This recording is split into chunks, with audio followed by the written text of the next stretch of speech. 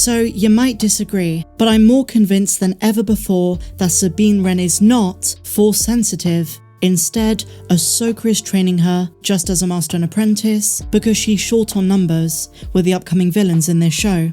So why am I talking about this? Because we just got a new TV spot, which is titled Trick. In the video, we see an extended shot of Sabine facing Shin on Corvus. We hear Ahsoka Tano training Sabine Wren, saying concentrate. We've heard this advice from many Jedi Masters across Star Wars, whether it's Yoda and Luke, Luke and Rey. Ahsoka is training Sabine in the principles of the Jedi, but Sabine is not Force sensitive, as confirmed by Star Wars Rebels, and I don't think Dave Filoni is going back on his word. Whether Sabine is Force sensitive or not, Ahsoka knows that she's got Ezra's lightsaber, and that she's proficient with the blade.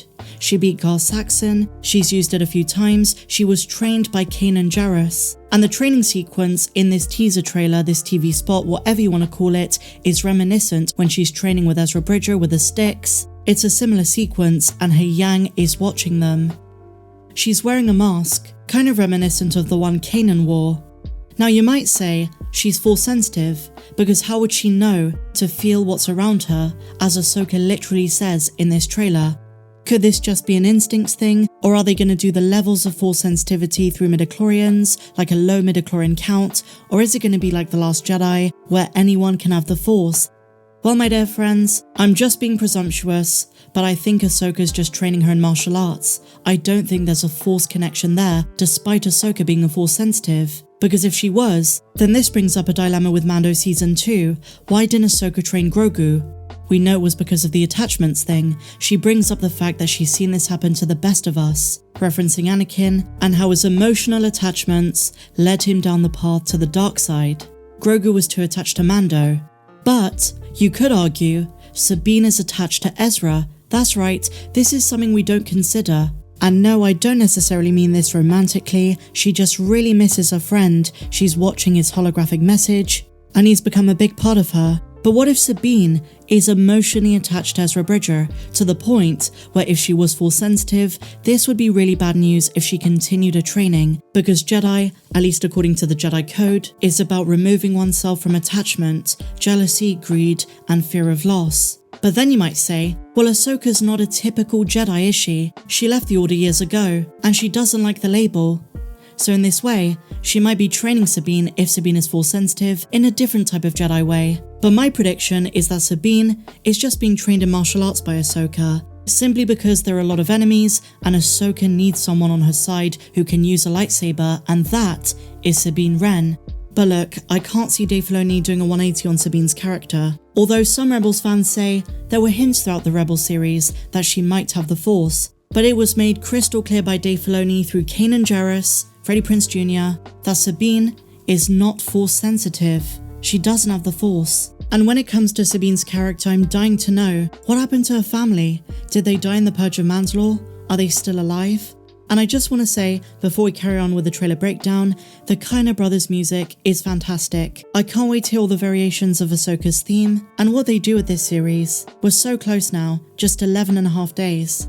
In this new footage, we also have Hera Syndulla talking to Mon Mothma and the New Republic government, basically saying, we have reason to believe the Empire's coming back, there is a war coming, and I don't think Mon Mothma is going to take that seriously. So that is when I think Hera's going to go to Sabine and Ahsoka, and they're going to take matters into their own hands, in a similar way that Carson Teva did in Mando Season 3. We also see another shot of Marok. I think we've seen this one before. He was once an Inquisitor for the Empire, and he's still around by the time of the New Republic. Some are calling him the last Inquisitor. He's been hired by Morgan Elsbeth according to his character profile. And again, Baylan mentions Anakin Skywalker. This connection's going to be very intriguing to me. So I just want to cycle back for just a moment to Ahsoka being a Jedi. Because in a second video posted by the official Star Wars social media accounts, Rosario Dawson gives a 30-second summary of the character, and again they reiterate, she is a Jedi. Ahsoka Tano. Jedi? Jedi? Jedi? So is she? Let's explore this question. Some fans say yes, some fans say no. Obviously in Season 5 of the Clone Wars, she walked away from the Order. In the Ahsoka trailer, she even says, Anakin never got to finish my training. In Star Wars Rebels, she still denies being a Jedi.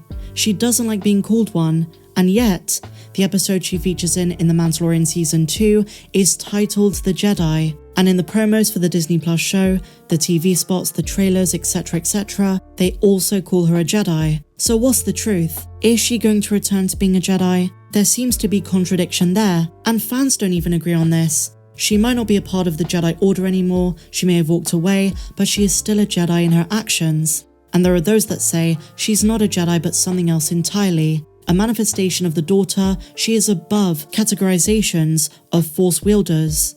Well, Dave Filoni has inadvertently answered this. After Season 2, he talks about why he used the title The Jedi for her episode, despite the fact she does not want to be called one. And it seems as though the fans who claim the former are right. To paraphrase, to be a Jedi is not a hardline thing, and a lot of fans want things to be hardline. Ahsoka, to many casual fans, is very Jedi-like. Her skills, her lightsabers, the way she is compassionate, and puts the needs of others before her own. In that way, she is very much a Jedi. And to Dave, that is enough. To call herself a Jedi is irrelevant, because in every way she was trained by Anakin, even if that training was incomplete. And those she surrounded herself with, also the likes of Kanan Jarrus before he died, and even Luke, she's helping with his academy.